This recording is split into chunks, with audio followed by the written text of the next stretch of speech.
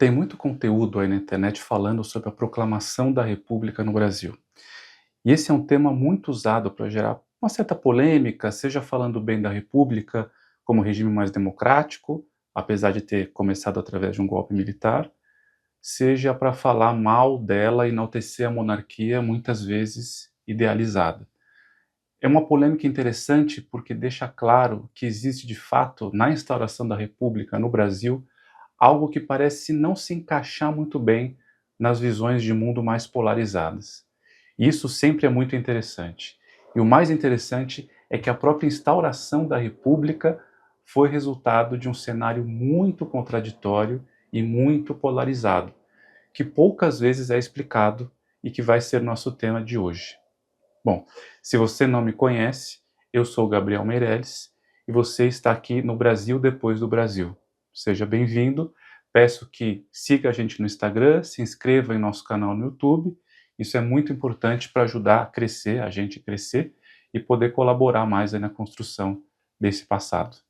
Antes de mais nada, a principal referência para esse vídeo é uma tese de doutorado do pesquisador Felipe Nicoletti, chamado Da Monarquia Parlamentar ao Regime da Ordem. Mas nos comentários eu vou deixar também, além desse, outros artigos relacionados. A abolição da escravidão, que aconteceu um ano e meio antes da República, causou um enorme impacto no jogo político daquele momento e radicalizou demais as disputas políticas, quase que desmontando a estrutura partidária que existia naquele momento. Mas por quê? Bom, talvez você nunca tenha se perguntado isso, mas por que a abolição da escravidão no Brasil foi aprovada sob um governo do Partido Conservador? Não eram os liberais que defendiam essas ideias abolicionistas?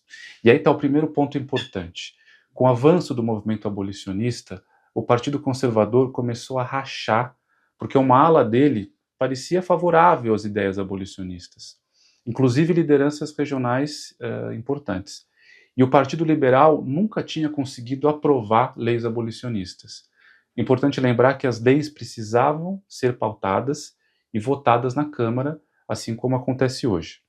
O chefe de governo conservador na época da abolição era João Alfredo Corrêa de Oliveira, que, aceitando as determinações da princesa Dona Isabel, aceitou levar adiante a proposição e a votação da Lei Áurea. E mesmo que a lei tenha sido aprovada por grande margem, grande parte dos políticos que votaram a favor dela não eram de fato a favor da abolição.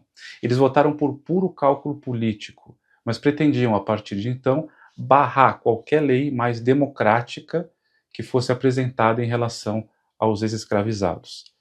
E a ala mais emperrada ou mais reacionária do Partido Conservador via a libertação incondicional dos escravos sem indenização para eles como uma traição imperdoável e uma expoliação da propriedade legal. A partir daí, os conservadores, que até então eram considerados como o Partido da Ordem, se radicalizaram e os seus membros buscaram compensação para os ex-proprietários de escravos e se tornaram, em muitas regiões, aliados do Partido Republicano, especialmente em São Paulo e no Rio de Janeiro. Isso não aconteceu só depois do 13 de maio. Campos Salles, por exemplo, que seria presidente da República depois, conseguiu se eleger deputado-geral anos antes, graças à aliança do PRP, Partido Republicano Paulista, com a ala majoritária do Partido Conservador Paulista. Esse sentimento de revolta dos fazendeiros e o temor, principalmente, pelo que poderia vir depois da abolição, tendo como base os próprios projetos abolicionistas, fez com que, além de eles acusarem uma suposta ilegalidade na falta de indenização e de adotarem uma postura incendiária contra as instituições, também fez com que aderissem ao federalismo, o que significava ganhar mais poder político local. Isso parece ter aproximado ainda mais esse grupo dos republicanos, o que formou uma aliança reacionária de uma elite que, juntamente com o exército, dominariam depois a política nacional após o 15 de novembro. Mas o problema não estava apenas aí.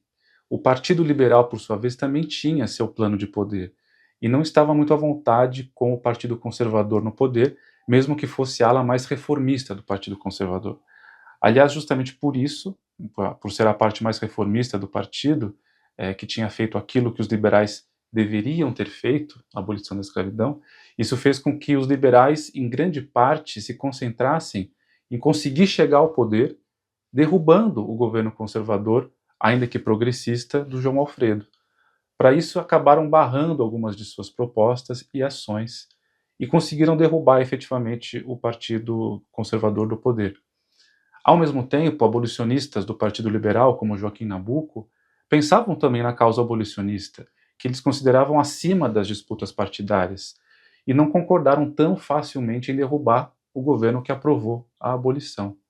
Ainda mais porque, para derrubar João Alfredo, os liberais tiveram que se unir aos conservadores reacionários no parlamento. Deu para entender mais ou menos o tamanho do problema? E uma reviravolta aconteceu com a subida dos liberais ao poder depois da queda dos conservadores, em junho de 1889, na pessoa do famoso Visconde de Ouro Preto. A Câmara dos Deputados foi dissolvida e aconteceram então as últimas eleições do Império, em agosto de 1889.